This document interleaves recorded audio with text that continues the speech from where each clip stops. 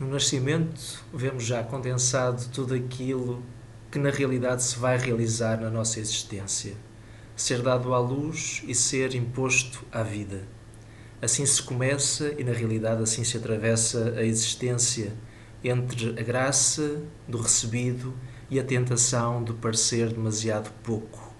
Tenho descoberto, curiosamente, que a experiência de fé, a reflexão sobre a fé, se inscreve em grande parte nos materiais que o nascimento humano nos deixa, e por isso encontro uma afinidade extraordinária entre a experiência antropológica humana do nascimento e a reflexão cristã sobre a fé.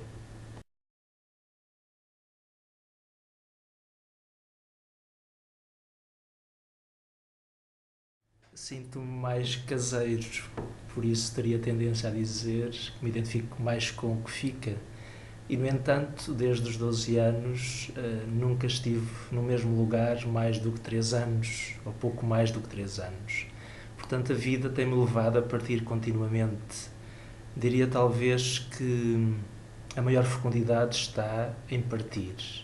E mesmo ficando, é bom ficar partindo.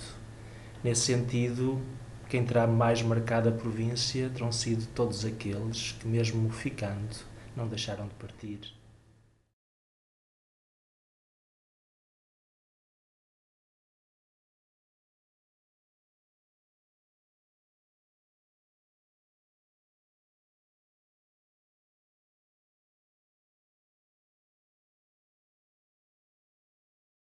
Gosto muito desta pergunta: onde estás? É a primeira pergunta em absoluto na Bíblia e por isso seguramente tem um caráter fundador e um caráter elementar. Não se lhe pode escapar, mas ao mesmo tempo é uma pergunta tão difícil, porque é como que um dedo na ferida do que se esconde, do que se nega, do que se quer evitar. E porém é também salvífica, porque só avança quem parte do lugar onde se encontra, e por isso é necessário descrevê-lo em primeira pessoa. A coordenada geográfica, para mim, sim, é importante para descrever a minha própria realidade. Ainda assim, sinto que são as relações, por isso são as outras pessoas, é a geografia humana que mais determina a resposta, a minha resposta a esta pergunta: onde estás? Uma pergunta que sinto tão necessária e ao mesmo tempo me é tão difícil responder.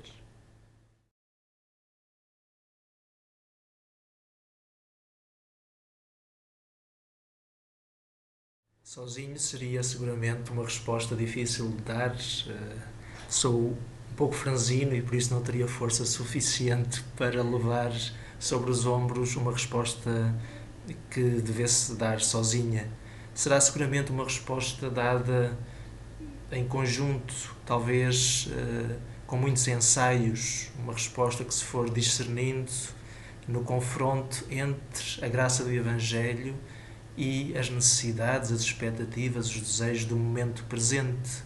Qualquer que seja a resposta, penso que terá que nascer da colaboração entre muitos, dessas muitas tentativas que nasçam da, da graça do Evangelho e da graça do tempo presente.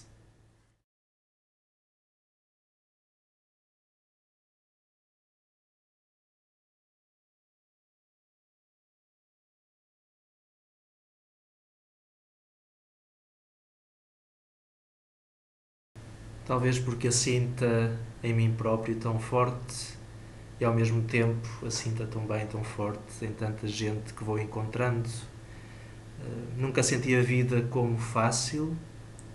Uh, Sinto que, quase como São Paulo, há uma ferida em mim que precisa de ser tocada mais e mais pela graça. E curiosamente, nestas personagens, que são as personagens com que se tece a revelação bíblica, são personagens muito reais, com as suas paixões, as suas tensões, os seus desejos, os seus desencontros, e precisamente nelas a graça vai se realizando. Curiosamente, em Jesus vejo aquele que vai ao encontro destas pessoas reais, às suas feridas, às suas expectativas, e em cada uma delas deixa um sinal salvífico da graça. Por isso, a fragilidade, de algum modo, na Escritura é o lugar do encontro com o Senhor. E isso toca-me bastante.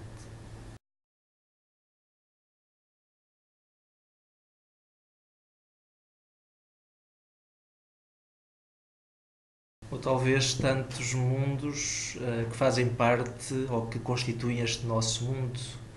Na realidade, são os destinatários da missão da nossa província. Trabalhamos em paróquias, em centros universitários, em colégios, na universidade e, portanto, com realidades humanas diferentes, mas na realidade são elas os destinatários da nossa missão e por isso são elas, estas pessoas, estes grupos que constituem o motivo da nossa própria missão. É para elas que existimos enquanto anunciadores, discípulos de Jesus, chamados a levar-lhe a boa nova do Evangelho.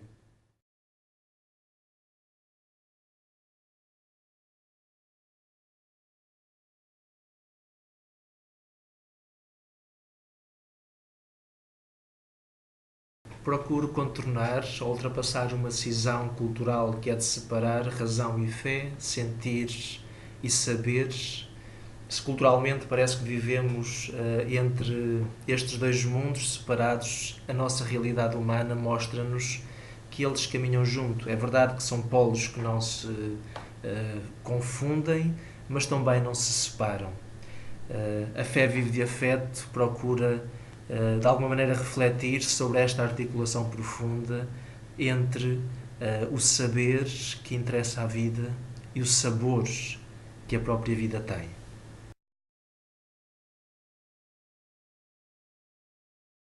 Por vezes vivemos entre extremos, bem e mal, branco e preto, e no entanto a vida talvez decorra entre estas palavras limites, entre estes horizontes grandes, e precisamos de encontrar um estatuto também teológico e humano para este lugar de fronteira, este lugar de caminho entre as coisas grandes da vida. Procuro dar um lugar à dificuldade da vida.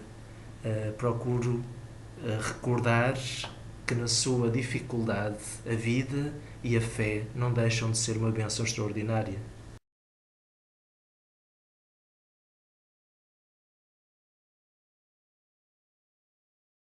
Bom, transportamos uma história já muito longa, feita de tantos jesuítas, de tantas obras, tantos avanços e recuos, de supressão, de recomeço. E esse é o nosso património que nos dá como que um ar de família ao relermos esta história. Porém, trazemos mais do que isso, trazemos a promessa dos primeiros companheiros que se quiseram entregar com alma e coração à missão que o Papa lhes quisesse confiar.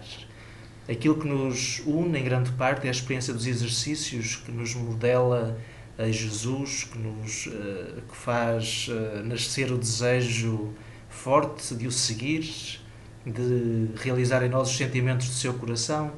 E por isso hoje trazemos uma história rica, mas trazemos sobretudo o desejo de realizar esse magis, esse mais de Santo Inácio, que é aquele que hoje também desejamos realizar.